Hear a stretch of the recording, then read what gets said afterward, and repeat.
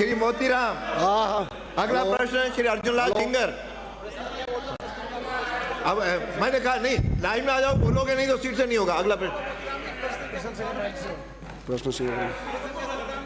Arjunlal ginger. प्रश्न संख्या 97। माननीय मंत्री जी, अब नहीं हो तो हो गया। नाम तीन बार पुकारा, आप सदस्य सड़क सीट पे नहीं रहते हो, आपने पुकार लिया। माननीय मंत्री जी, अगला प्रश्न हो गया। इस तरह नहीं चलेगा, आप रोज भी करो और अगला प्रश्न भी नहीं पूछो। दो अधिकारी से या तो बैठो। नो, अर्जुनलाल जी ने बोलो, मैंने पुकार लिया। नो, आपका गया। माननीय अध्यक्ष महोदय, ऐसा थोड़ी होगा, आप जो चाहो तो करो और हमें उसमें खंड एक जी नहीं, वर्तमान में इस प्रकार का प्रस्ताव विचाराधीन नहीं है। गौशाला नंदीशाला काजी हाउस में संधारित गोवंश को भरण पोषण हेतु सहायता राशि तथा गौशाला में आधारभूत संरचनाओं के निर्माण हेतु अनुदान दिया जाता है। खंड 2 जी नहीं, वर्तमान में इस प्रकार का प्रस्ताव विचाराधीन नहीं है।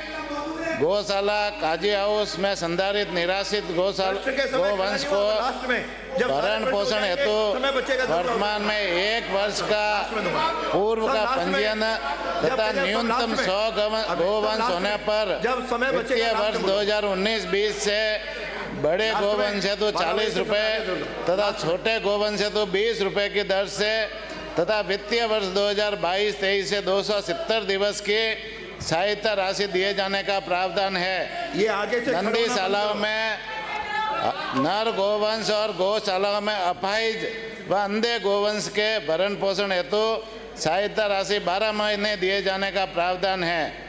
खंड 3 जी नहीं, महात्मा गांधी नरेगा एक्ट 2005 के तहत न्यूनतम रोजगार की गारंटी दी जाती है तथा यह व्यक्तिगत लाभार्थियों की योजना है, जबकि गौशालाओं का संचालन स्वयंसेवी संस्थाओं ट्रस्ट के द्वारा दिया जाता है।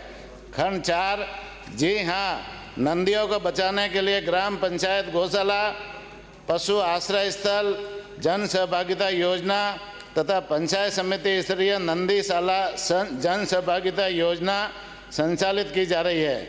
उक्त दोनों योजना अंतर्गत आवेदन प्राप्त करने एवं पात्र संस्था का चयन करने के लिए जिला स्तर पर निविदा आमंत्रित की जाती है।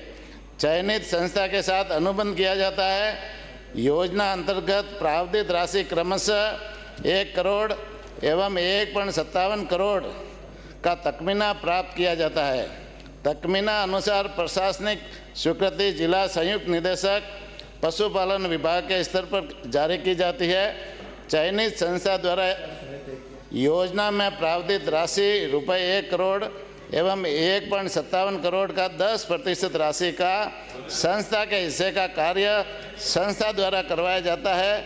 10% कार्य पूर्ण होने के उपरांत राज्यांश की प्रथम, द्वितीय व तृतीय किस्त जारी किए जाने का प्रावधान है। माननीय अध्यक्ष महोदय, आपके माध्यम से मैं प्रश्न पूछना चाहता हूं, क्या सरकार बड़े गोवंश को अनुदान के रूप में 40 रुपया और छोटे गोवंश को 20 रुपये देती है? क्या ये अनुदान बढ़ा करके 50 रुपये और 30 रुपये करना चाहती है?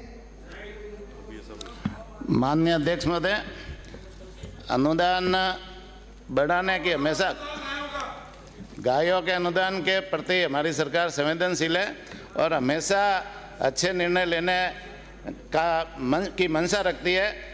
वित्तीय संसाधनों की उपलब्धता अनुसार अनुदान बढ़ाया जाता है, तो भविष्य में जैसी वित्तीय संसाधनों की हमारे पास में उपलब्धता होगी उसी अनुसार हम निर्णय भी लेंगे। एक प्रश्न हो गया। आप मेरा जो श्री अजय सिंह, नहीं सर, दो हो गए ना? नहीं, चल पूछो दूसरा पूछो। माननीय मंत्री महोदय से पूछना चाहूंगा, क्या कांग्रेस के राज्य में फर्जी गौशालाएं बता करके तो ही नहीं, जो गायों का अनुदान खाने वाले, चारा खाने वाली संस्थाओं के खिलाफ कार्रवाई करने पर मंशा रखती है क्या? माननीय अध्यक्ष महोदय,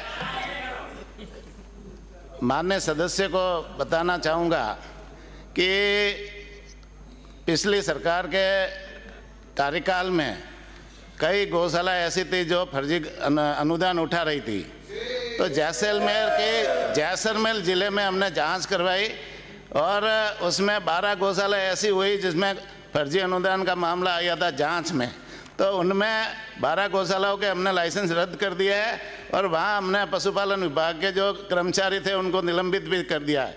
और अब पूरे ज़िले की जो गौशालाओं की जांच के लिए और दूसरे विभाग के कौन कौन से अधिकारी कर्मचारी उसमें लिप्त है, उस जांच को उच्च स्तरीय पर जांच कराने के लिए हमने मुख्यमंत्री जी को लिखा है और उच्च स्तरीय जांच की हमने मांग की है। शीघ्र ही इसके ऊपर भी निर्णय हो जाएगा। श्री अजय सिंह। धन्यवाद।